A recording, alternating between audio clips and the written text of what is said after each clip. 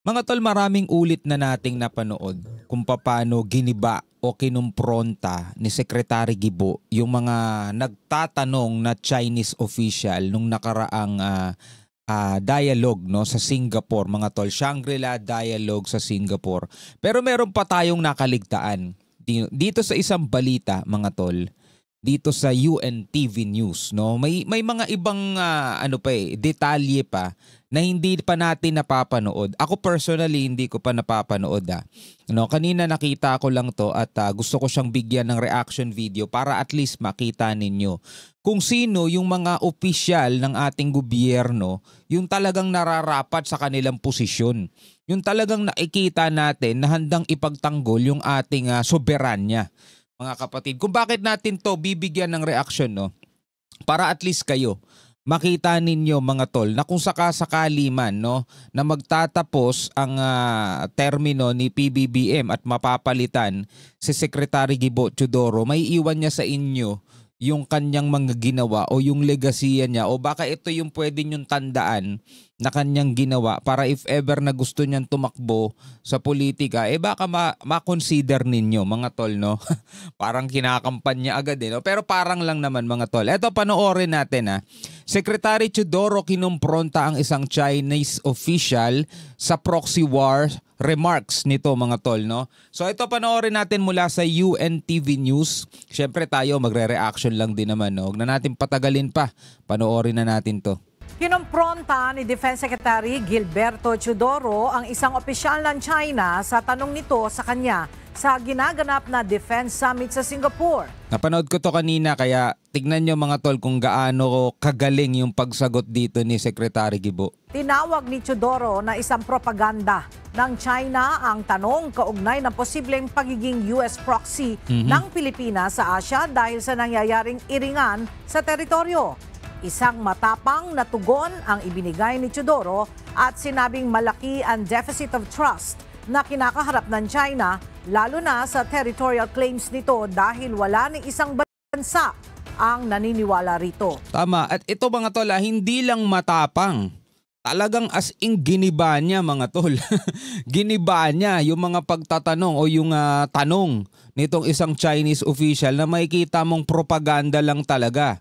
At sa unang salita pa lang, mga tol, ni Secretary Gibo, talagang umani na agad siya ng palakpakan mula sa mga tao. Doon pa lang makikita mo na walang mga bansa ang tumututol doon sa claim ng Pilipinas. Walang kumukundina sa Pilipinas. Sinong bansa lang, mga tol, ang napakaraming kumukundina? China, mali kasi sila eh. Umpisa pa lamang ng pahayag ay umani na ng palakpak mula sa attendee si Teodoro. And thank you for the propaganda spills disguised as questions. Giba eh.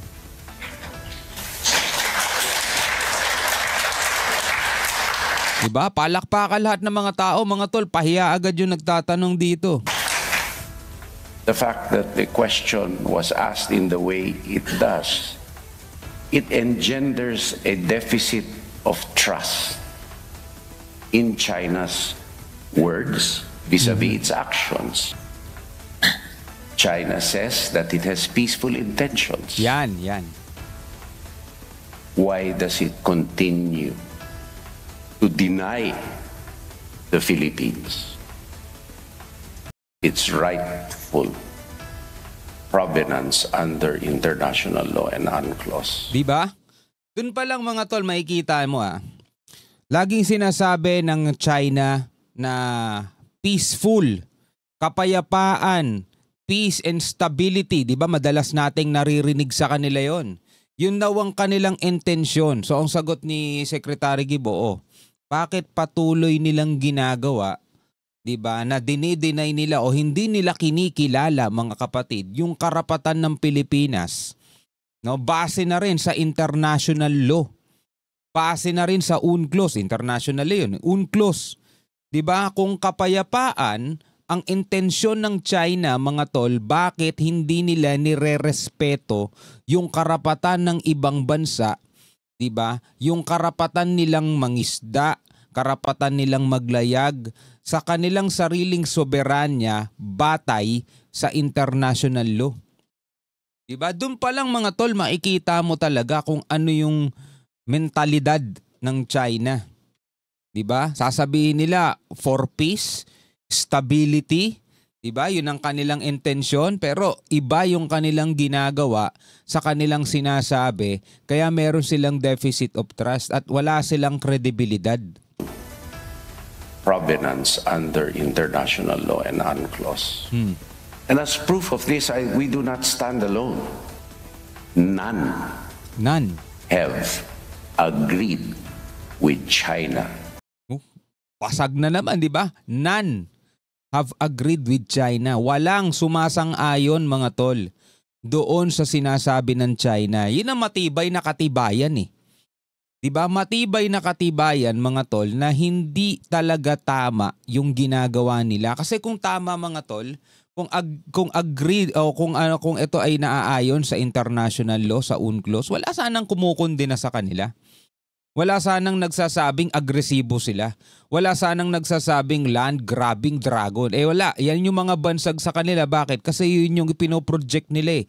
Yun yung ipinapakita nila sa buong mundo eh. Katapos magtatanong sila ng ganito kay Secretary Guibo. Wala. Basag talaga sila. Giba.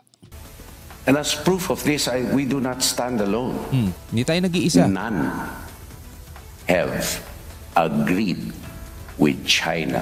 And none has condemned the Philippines. Di ba? Walang kumukondena sa Pilipinas.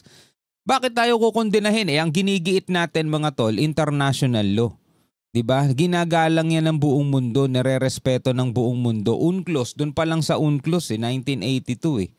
Diba? United Nations Convention on the Law of the Sea. Philippines, meron tayong EEZ, 200 nautical miles exclusive economic zone. Hindi natin inimbento yun. Hindi natin inimbento yun. Bagamat pwedeng sabihin ng iba na pinangalanan natin siya ng West Philippine Sea at hindi pa yan kinikilala o hindi pa yan natatala doon sa hydrographic, diba, ng dating daigdig. Pero the fact na meron tayong EEZ, diba, may pangalan man yan o wala, atin yun. Diba? Inarbitrate natin yan, dinala natin yan sa The Hague, sa court o sa Permanent Court of Arbitration na ipanalo natin mga tol 2016. Meron tayong arbitral ruling. Again, yan ay kinikilala ng daigdig pero hindi siya nirerespeto ng China. Maangas ang China na magpunta sa ating bakuran, 35 nautical miles o 50 nautical miles ang layo mula sa ating baybayin na agad. Ganun kalapit mga tol 50 nautical miles mula sa ating baybayin, tapos sasabihin nila ang intensyon nila kapayapaan. 'Di ba kalokohan? For standing up against China in the face of a threat to its territorial integrity and sovereignty. And thus, for dialogue to be effective, it must be coupled with trust.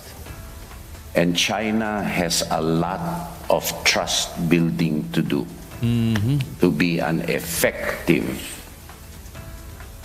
negotiating partner in dispute settlement. Diba? Para lang mga kapatid, ito'y magkaroon ng katuturan, yung sinasabing dialogue, consultation. Kailangan ayusin muna ng China yung sarili nilang problema. Ano yun? Ang hirap nilang pagkatiwalaan. Diba? Hindi natin sila mapagkatiwalaan. Kulang na kulang mga tol sila sa kredibilidad. Diba? Paano mo pagkakatiwalaan ang isang bansa na unang-una hindi nirerespeto ang international law? Diba? Gumagawa sila ng kasinungalingan, binabaliktad lahat ng mga pangyayari, which is lahat yon ay documented. Binangga nila yung barko natin, winaterkanon nila yung barko natin, pero sila ang nagtuturo sa ating bumangga. Buti sana kung walang kamera. Nire-radio challenge sila, hindi sila sumasagot. Tapos tayo, nire-radio challenge nila. Tigas no? 34 nautical miles pinakamalapit na narating nila sa baybayin ng Pilipinas. Diba? Pwede bang pumasok ka sa bakuran ng iba tapos sasabihin mo ang layunin mo kapayapaan? Pwede ba yung mga mangingisda natin palalayasin nila, ipagtatabuyan nila, tapos sasabihin nila para sila sa kapayapaan? Diba? Napaka ano talaga mga tol, napaka sinungaling. Anyway mga kapatid, yan o. Kita mo naman kung papaano giniba ni Secretary Gibo Teodoro mga tol. No, yung mga Chinese officials na akala mo talaga no, may dunong wala Binalibag sila, giniba sila ng isang DND Secretary Gibo ng Pilipinas mga tol. Anyway, bilang mga Pilipino, ano masasabi mo dyan? Comment ka na lamang sa ibaba. Hanggang sa muli, ako nga pala si Shobal D. Peace out.